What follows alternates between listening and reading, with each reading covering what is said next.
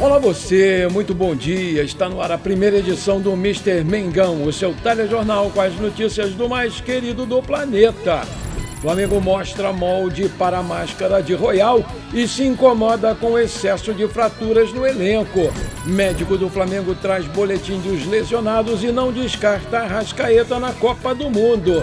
Flamengo pode vender Cebolinha para o Besiktas da Turquia. Bomba no Flamengo, o medalhão pode estar de saída e pega a nação de surpresa. Essas e outras você confere agora. Fica comigo até o final, porque aqui tem muito mais Flamengo pra você. O lateral direito Emerson Royal sofreu uma fratura no nariz no jogo de quarta-feira contra o Estudiantes na Argentina, e vai precisar usar uma máscara de proteção para os próximos jogos. E o Mengão divulgou a confecção dessa máscara. Bora lá ver como é que foi esse processo no Royal.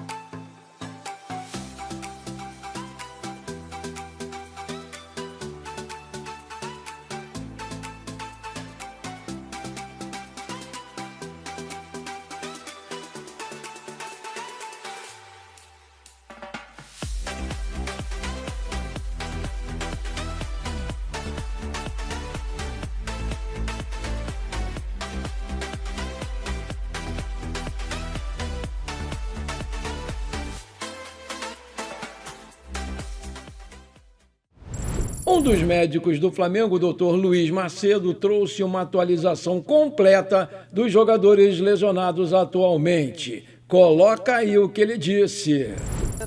O Léo, como vocês sabem, teve trauma na perna no jogo anterior da Libertadores. Fez uma ferida profunda ali na perna, e uma área que envolvia articulação, risco de exposição óssea. Aí, por uma questão de segurança, a gente acabou não levando ele para o jogo da Argentina. Felizmente, porque a gente viu lá como foi, né, o jogo, não sei nem se pode chamar aquilo de futebol, então certamente ele estaria muito exposto ali naquela situação. Então ele hoje está em campo, vai muito da sensibilidade dele local, a ferida está apresentando melhora evolutiva, então vamos ver como é que ele vai chegar para domingo, para a gente definir se ele vai estar apto ou não. Com relação ao Eric, o Eric também teve uma lesão traumática, né, uma luxação do ombro, completou ontem 4 semanas, ele vem apresentando uma melhora evolutiva, ainda um pouco de limitação por conta da dor, do contato, mas vem tendo uma resposta positiva. Acredito que na próxima semana ele tenha condições de se reintegrar de maneira integral ao grupo.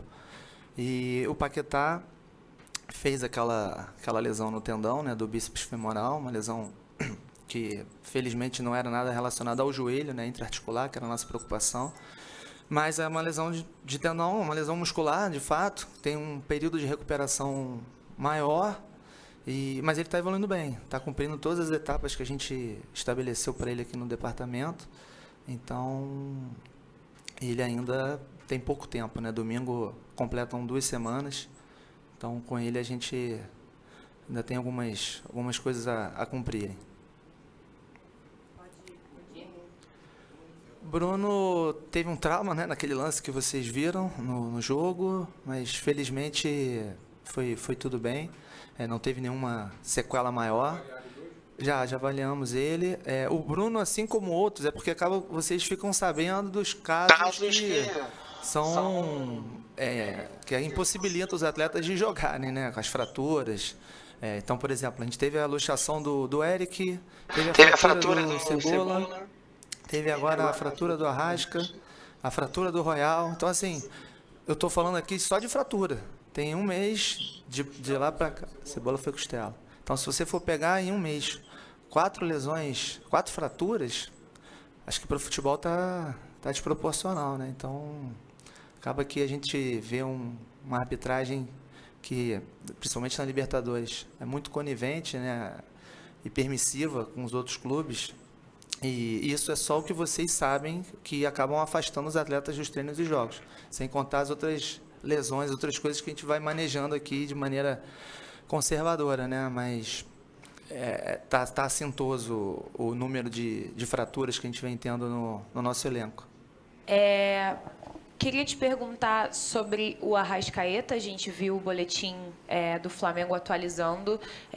Qual o prazo que vocês trabalham, se ele vai ter condições, né, dentro de todas as circunstâncias? A gente sabe que isso depende muito do organismo, de como o corpo vai responder aos tratamentos, mas qual é o panorama e expectativa de vocês em relação ao Arrascaeta para a Copa do Mundo? E também sobre o Paquetá, porque a gente tinha uma ideia de que ele poderia voltar em 2 semanas, mas pelo que parece não vai voltar. Qual é a previsão de retorno também do Paquetá? Obrigada. Nada. Vamos lá. O Arrasca, como vocês sabem, né, fez a cirurgia ontem, foi de alta hoje, está em casa.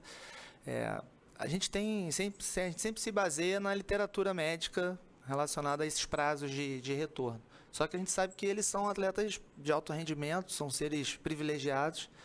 Então, a gente tem aquela média de retorno, mas eventualmente eles podem voltar antes. Então, assim, a gente não está trabalhando, óbvio que a Copa do Mundo para ele é interesse dele.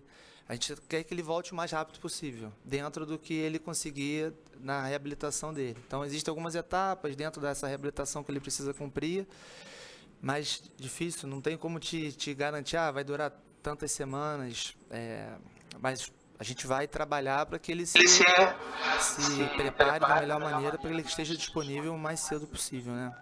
E com relação ao Paquetá, como eu falei para vocês, a lesão muscular ela tem algumas graduações da graduação dele, que é um tempo maior de afastamento.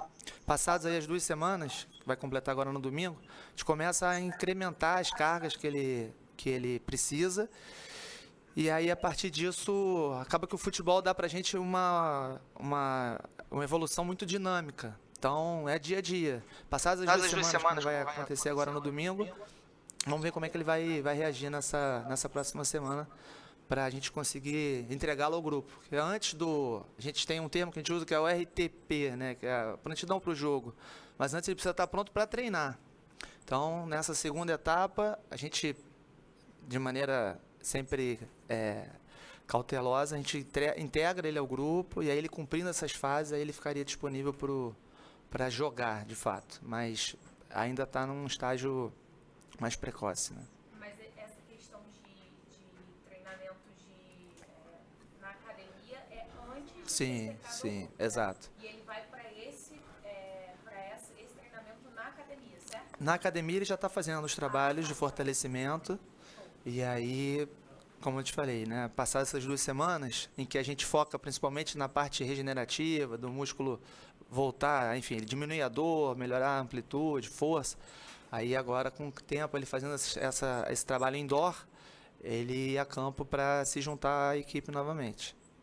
Para saber de você, com relação a essa máscara que o Royal vai utilizar, se vocês já conseguiram disponibilizar, se ele consegue já treinar, como é que está essa situação, se ele vai estar disponível, mesmo com a questão da máscara, se ele já vai estar disponível para o Flamengo e Vasco, ou é apenas para ele poder continuar trabalhando, para daqui a pouco estar preparado. E eu vou aproveitar para te perguntar também sobre o De La Cruz, né, que a gente ouve muito falar, mas a gente não viu ninguém falar oficialmente sobre o ano que o De La Cruz está começando a fazer, né, que é a temporada que parece que vai ser uma temporada muito melhor, onde ele vai ter muito mais participações, inclusive atuando em jogos que ele não costumava atuar. Sim. O Royal, ele teve uma fratura no osso nasal, e naturalmente isso requer uma proteção adicional, por isso que a gente hoje pediu para ele fazer a máscara, né? Ele fez o molde, com a perspectiva da máscara estar disponível já a partir de domingo. Então, isso não seria um empecilho para ele. Treina. No treino a gente consegue controlar o ambiente, né? Então, a ideia é que ele esteja à disposição do míster com o uso da máscara.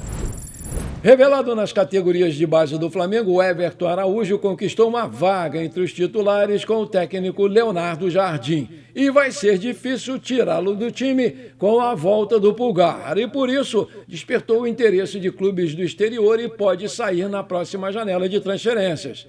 O Napoli da Itália pretende enviar olheiros ao Brasil para acompanhar de perto as partidas do garoto. E a ideia é oficializar uma proposta urgentemente. Assim como vê seus atletas virarem alvo no mercado, a diretoria trabalha para preservar a força do elenco, projetando possíveis saídas para a próxima janela de transferências. Se a proposta for boa, o Flamengo vai sentar para discutir. Maravilha! Se você está curtindo esse programa, então não esquece, manda brasa agora no like para fortalecer o nosso canal. E se você ainda não é inscrito, bora lá, me dá essa moral, aperta o botão inscrever-se, aperta o sininho ali, dá uma hypada no vídeo e pronto, valeu, papo firme! O Flamengo quer 5 milhões de euros, 29 milhões de reais na cotação atual para vender o Cebolinha. Apesar do interesse de diversos times do brasileiro, o Cebolinha prioriza uma transferência para o exterior. Aqui no Brasil, Corinthians, Grêmio e Fluminense estão de olho no Cebola. O Besiktas da Turquia está novamente interessado na sua contratação. A equipe é considerada uma das mais tradicionais na Turquia e aparece na 4ª colocação da Super League, com 56 pontos em 31 jogos, estando na zona de classificação para a UEFA Conference League. A equipe turca sabe muito bem que o contrato do Cebolinha vai até o final desse ano e que ele disse que não quer renovar mais com o Flamengo. E o Mengão, por isso, exige 5 milhões de euros para liberar o jogador em julho e o clube turco tem em sua pauta realizar uma proposta ao Flamengo nessa próxima janela. No ataque do Besiktas, o Cebola poderia fazer uma função parecida com a do equatoriano Kenny Arroyo, que foi negociado com o Cruzeiro na última temporada e deixou a Turquia depois de apenas 14 jogos. O Flamengo vê mais um clube interessado na contratação do volante Eric Pulgar, que por contrato vai ter uma redução no valor da sua multa rescisória, que vai passar a ser 4 milhões de dólares, 20 milhões de reais na cotação atual. A quantia é considerada acessível para a grande maioria dos clubes, principalmente os clubes do exterior. E por isso, o Al Rayyan do Catar surge como um dos principais interessados no chileno. O time do Catar fez contatos e pode avançar na contratação nas próximas semanas. Já o Flamengo não tem interesse nenhum na saída do jogador, mas começa a monitorar o mercado da bola em busca de possíveis alternativas, porque sabe que com essa multa baixa está vulnerável a perder o jogador, que pode sim recusar sair do Flamengo. Ele só vai para o Catar se quiser. Nessa temporada, o Pulgar tem 15 partidas disputadas com 2 gols. Lesionado, ele não entra em campo desde o dia 2 de abril, quando foi expulso na derrota para o Red Bull Bragantino. Contratado em 2022, o Eric Pulgar conquistou diversos títulos importantes pelo Mengão, com destaque para o bicampeonato da Copa Libertadores. A temporada em que mais jogou foi a de 2024, quando participou de 47 jogos. Um dos principais times do Catar, o Al Rayyan, aparece na 3ª posição da K-League, somando 38 pontos em 22 jogos. A equipe ainda está na briga pelo título, E apesar da desvantagem de 7 pontos em relação ao Al-Sadd, que lidera a competição. Aí eu te pergunto, você acha que o Pulgar vai mesmo aceitar sair do Flamengo para jogar lá no Catar? Coloca aí que eu quero saber. Bom, por enquanto foi isso. Eu espero que você tenha gostado desse programa. Muito obrigado pela sua atenção. Um forte abraço e bora ser feliz, galera. Pra cima deles, Mengão!